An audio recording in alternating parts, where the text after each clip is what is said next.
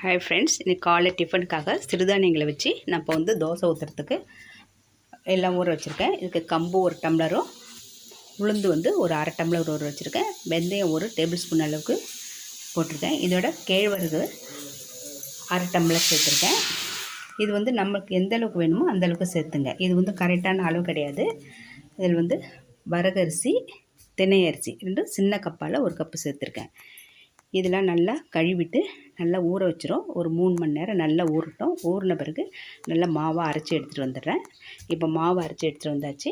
இதை வந்து மிக்சியில் தான் அரைச்சிருக்கேன். உப்பு போட்டு கரைச்சி வச்சிரும். நைட்டே கரைச்சி வச்சுட்டேன். காலையில் எடுத்து இட்லியோ தோசையோ எது வேணாலும் நம்ம ஊற்றிக்கலாம். உடம்பு ரொம்ப ஹெல்த்தியாக இருக்கும். டெய்லி இட்லி அரிசி சேர்க்கறதுக்கு பதிலாக இந்த மாதிரி சிறுதானியங்கள் நிறைய சேர்த்துங்க. இதில் கொண்டக்கடலை சேர்த்துக்கலாம். இதில் வந்து பச்சை பயிறு, கருப்பு உளுந்து, இன்னும் உங்கள்கிட்ட என்னென்ன சிறுதானியங்கள் இருக்கோ எல்லாம் சேர்த்துக்கலாம். சோளம் சேர்த்துக்கலாம். இப்போ இதை அரைச்சி எடுத்து வச்சு மூடி வச்சுட்டேன். காலையில் இட்லி ஊற்றும்போது உங்கள்கிட்ட காட்டுறேன். இது நல்லா வந்து ஒரு 6லேருந்து 8 மணி நேரம் கூட இருக்கலாம். ஆனால் சீக்கிரமே புளிச்சிரும். நீங்கள் அதுக்கு தகுந்த மாதிரி நீங்கள் வச்சுங்க. நீங்கள் இப்போ அரைச்சாச்சு. இப்போ மாவு எடுத்து இட்லி ஊற்றிக்கலாம். அதுக்கு முன்னாடி ஒரு சட்னி வச்சுக்கிறேன். ஒரு எண்ணெய் விட்டு வானலில் 2 டேபிள் ஸ்பூன் எண்ணெய் விட்டு பெருங்காயம், ஒரு சின்ன கட்டி பெருங்காயம், இதிலே வந்து 4 சிகப்பு மிளகாய் சேர்த்துக்கிறேன். 2 டேபிள் ஸ்பூன் உளுத்தம்பருப்பு சேர்க்கும்போது சட்னி நல்லா டேஸ்ட்டாக இருக்கும். நல்லா வாசனையாகவும் இருக்கும். ரொம்ப ஹெல்த்தியானது.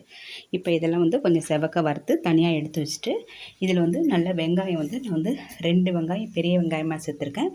அதையும் சேர்த்து வதக்கிப்போம். அதுக்கு கொஞ்சம் எண்ணெய் விட்டுக்கிறேன். எண்ணெய் விட்டுட்டு வெங்காயத்தை நான் வதக்கிக்கிறேன்.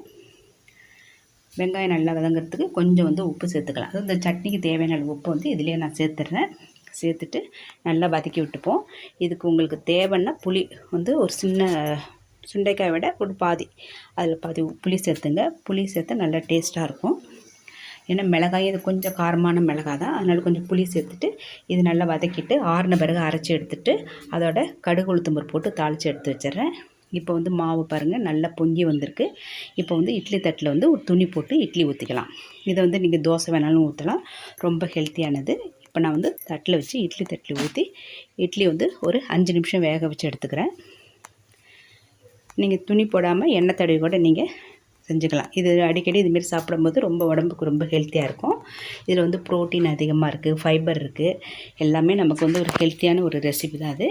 இப்போ இதை மூடி போட்டு இட்லி பானையில் வேக வச்சு ஒரு 5 நிமிஷம் கழிச்சு எடுத்துடுறேன். இப்போ சட்னியும் ரெடி ஆகிடுச்சு. இப்போ இட்லியும் எடுத்துட்டேன். இந்த மாதிரி நீங்கள் செஞ்சு பாருங்கள். உடம்பு ரொம்ப ஹெல்த்தியாக இருக்கும், வந்து ஆரோக்கியமாகவும் இருக்கும். குழந்தைங்களுக்கு இந்தமாரி கொடுத்து நீங்கள் பழகுங்க. இது பிடிச்சிருந்தால் லைக் பண்ணுங்கள். Thank you friends.